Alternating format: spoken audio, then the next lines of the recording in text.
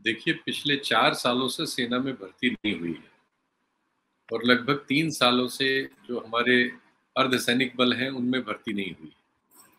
इनमें परीक्षाएँ हुई, लोगों ने मेडिकल तक क्रॉस किया, लेकिन उसके बाद भी उनकी भर्ती नहीं हुई। ये एक बड़ा बेचैनी का सबब था। बहुत सी जगहें हैं हमारे यहाँ जहाँ नौजवान जो हैं, इसी उम्मीद में होते हैं कि सेना में भर्ती निकलेगी, रेलवे में भर्ती निकलेगी, अर्धसैनिक बलों में भर्ती निकलेगी। इसके लिए वो सालों-साल अपने शरीर पर मेहनत करते हैं। सुबह जब सब लोग सोते रहते हैं, उस समय वो दौड़ते हैं दसियों किलोमीटर, अपने को फिट रखते हैं, कोशिश करते हैं। हालाँकि जो हमारे यहाँ आकलन है, उसमें ये है कि करीब सवा सौ बच्चे अगर इस तरह की तैयारी करते हैं, तो उनमें से एक ही सफल हो पाता है, 124 बच्चे लौट जाते हैं। कोई 123 इसको फिगर बताता है, होगा इसमें से कोई फिगर। तो यानी 125 में से एक बच्चा इसमें सफल हो पाता है, एक युवा इसमें सफल हो पाता है, लेकिन इसके बावजूद एक आशा बंधी रहती है। लेकिन अब तो 4 साल से वो आशा टूट गई और वो सारे लोगों के पास अब जो सरकार लेके आई है, उसमें ये है कि किसी को वो पेंशन नहीं देना चाहती। दूसरे वो सिर्फ़ जितना डेली वेजेस दिल्ली में एक स्किल्ड लेबर का डेली वेजेस करीब 21,000 है, उतने पैसे वो देना चाहती है। एक स्कूल मास्टर को भी जितने पैसे मिलते हैं, बल्कि एक चपरासी को जितने पैसे मिलते हैं, एक प्रॉपर नौकरी में, उतने पैसे भी वो देना नहीं चाहती और काम लेना चाहती है सेना में एक सैनिक उससे, जिससे हम कुर्बानी की भी अपेक्षा रखते हैं और कई बार देश की आवश्यकता में सैनिकों की जान जाती रहती है। हमारे यहाँ हिस्से ऐसे हैं जहाँ लगातार अशांति बनी हुई है, कश्मीर है, दोनों बॉर्डर्स पे आजकल तो तनाव है, तो ये सब घटनाएँ होती रहती हैं। तो आप मतलब ये इसकी तार्किकता नहीं है, जो भी फैसला सरकार ने किया है और जैसा कि सरकार के बहुत सारे फैसलों में हो रहा है कि जिनके बारे में फैसला होता है, उनसे कोई विमर्श नहीं होता और वो एकाएक एक धोखा जैसा उनको लगता है, एक शॉक लगता है। सरकार की ये हालत क्यों है? दरअसल झूठ के बहुत बड़े आडंबर के पीछे की सच्चाई ये है कि सरकार आर्थिक रूप से बुरी तरह से टूट गई है। ये सरकार आर्थिक फैसलों में बुरी तरह से फेल है। पिछले 1 महीने में 34 लाख करोड़ रुपए शेयर मार्केट से स्वाहा हो गए। 34 लाख करोड़। आप बीमा कंपनी हमारे देश की जो पब्लिक कंपनी थी एलआईसी, वो लगभग चौथाई दाम पे इस समय बाजार में है शेयर मार्केट में, बाजार में बिकने के लिए डली हुई है। तो ये जो हमारी आर्थिक स्थिति है, करीब राजस्थान में बताया जा रहा है कि 2000 पेट्रोल पंप ऐसे हैं जो पेट्रोल डिलीवर नहीं कर रहे। रिलायंस के तो पेट्रोल पंप पूरे देश में अब रिटेल डिलीवर नहीं कर रहे हैं काफी समय से।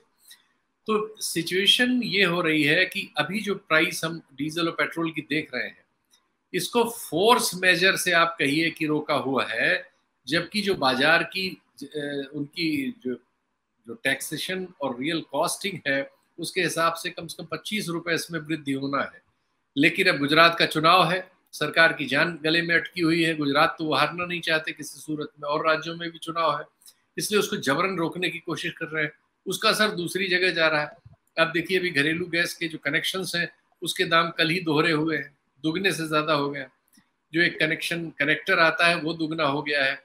तो बाकी जगहों में वो चीजें नजर आ रही है। सरकार लेकिन बहुत सारी ऐसी चीजें कर रही है जिनकी उसको जरूरत थी कि नहीं थी। अब संसद भवन एक नया बन रहा है, जरूरत थी कि नहीं थी। प्रधानमंत्री के जहाजों के बारे में बात होती है कि उनकी कॉस्ट कितनी है, वगैरह बहुत बड़े वगैरह। खर्चे हैं वो। जो सरकार पे अपने खर्चे हैं, उनको कम करने की चीज नहीं समझ में आती है। अब आप एक नौजवान को 17.5 साल की उम्र में फौज में लेंगे, उसे कोई रैंक भी नहीं देंगे, वो उसकी वर्दी और उसके जो रैंक सिस्टम है वो अलग होगा, उसकी पहचान अलग होगी। जो रेगुलर सैनिक होगा वो उसको वितृष्णा से देखेगा कि ये कहाँ ईओजी में भर्ती कर लिया गया। अभी ये भी तय नहीं है कि उसका जॉब प्रोफाइल क्या होगा। तो और उसके बाद 4 साल के बाद, यानी वो 21.5 साल का होगा, अगर 17.5 में वो आ जाता है जो मिनिमम एज है, तो 21.5 साल का जब होगा तो फिर बेरोजगार हो जाएगा, जिसको कोई पेंशन भी नहीं मिलेगी। 10-11 लाख रुपए पकड़ा के आप उसे छुट्टी कर देंगे। ये जो सिचुएशन है, ये मतलब ये कैसे स्वीकार हो सकती है?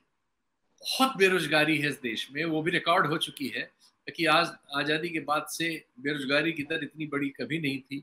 जो आपका थोक और रिटेल दोनों इन्फ्लेशन है, उसने भी सारे रिकॉर्ड तोड़ दिए हैं। तो महंगाई एक तो इतनी बढ़ रही है, इन्फ्लेशन इतना बढ़ रहा है, रोजगार कम हो रहे हैं।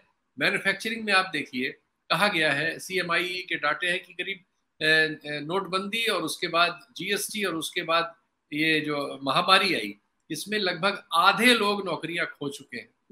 तो हमारे मैन्युफैक्चरिंग से आधे लोग निकल चुके हैं, नई नौकरियां आई नहीं, चुकी FDI तो वापस जा रहा है।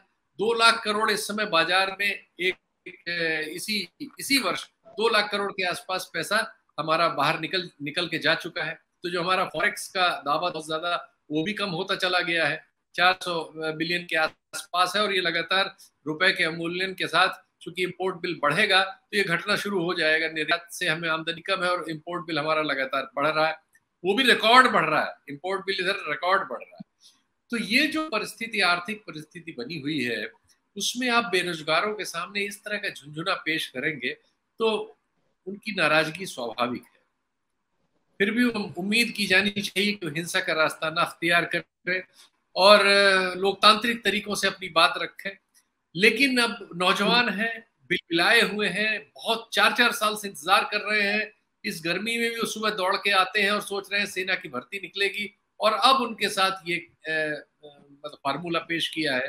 तो इससे पूरे न सिर्फ उस हिस्से में जो आर्मी और अर्धसैनिक बलों के लिए अपने को तैयार करता है, बल्कि जो दूसरे बहुत सारे बेरोजगार सभी बैठे हुए, उन सारे बेरोजगारों को ऐसा लग रहा है कि ये जो अभी हमारे देश का शासन प्रशासन है, ये उनके मामलों को एड्रेस करने में असफल है।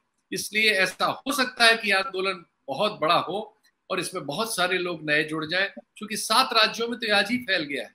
आपको मालूम है कि हरियाणा के कई हिस्सों में इंटरनेट डाउन करना पड़ा, पलवल में कमिश्नर के यहाँ लगभग गोली चलानी पड़ी, और बहुत सी जगहों पर रेलवे और दूसरी जगहों पर लोग बैठे हुए हैं और हिंसा हो रही है, जो नहीं होनी चाहिए थी। तो ये जो एकाएक हुआ है, ये इनका फैसला आया है। दूसरी तरफ आप देखिए कि इसको औसतन आर्मी की जो रैंक एंड फाइल है, जो लोग रिटायर्ड लोग हैं, उनमें उसके बारे में क्या प्रतिक्रिया आ रही है। खुद राइट विंग कहला के एक बहुत बड़े प्रमुख नाम GD Bakshi, general GD Bakshi, आप जानते ही होंगे, फरफराती मूछों वाले टेलीविजन चैनलों में बैठे रहते हैं, बहुत पॉपुलर राइट विंग समर्थक हैं, मोदी जी के समर्थक हैं, हिंदुत्व के समर्थक हैं। उनका 2 दिन से ट्वीट देखिए आप। शुरुआत तो उन्होंने की कि मैं तो मतलब मुझे तो समझ में नहीं आया कि ऐसा फैसला भी सरकार कर सकती, जब हमारी सीमाओं पे इतनी कठिनाई है, दोनों तरफ से चैलेंज है, उस समय सुरक्षा के साथ ऐसा खिलवाड़ किया जा सकता है। बहुत कड़े उनके ट्वीट 2 दिन से हैं, देखिए आप उनको। और जो बहुत सारे सर्विसेज में लोग हैं, भूतपूर्व सैनिक हैं, उनकी सबकी प्रतिक्रियाएं आ रही हैं। ठीक है, बहुत सारे लोग गवर्नर वगैरह बनने के लिए सरकार के पक्ष में भी बोल रहे हैं, उतना तो बोल ही लेते हैं, उतना आप जानते ही हैं। बहुत सारे हमारे टेलीविजन चैनल भी आज पूरी शाम ये परिभाषा प्रस्तुत करेंगे कि कैसे ये स्कीम पता नहीं इंकलाब लाने वाली है। लेकिन लोगों की समझ में आ गया है कि सरकार आर्थिक मोर्चों पर फेल हो रही है, और ये जो फैसले ले रही है, ये न बेरोजगारी को एड्रेस कर रहे हैं और न देश की अर्थव्यवस्था को एड्रेस कर रहे हैं। और आप हमसे जुड़े रहने के लिए सब्सक्राइब करें YouTube पर, फॉलो करें Twitter पर और लाइक करें Facebook पर। और ज्यादा जानकारी के लिए आपको टाइप करना होगा सिर्फ न्यूज़ नशा।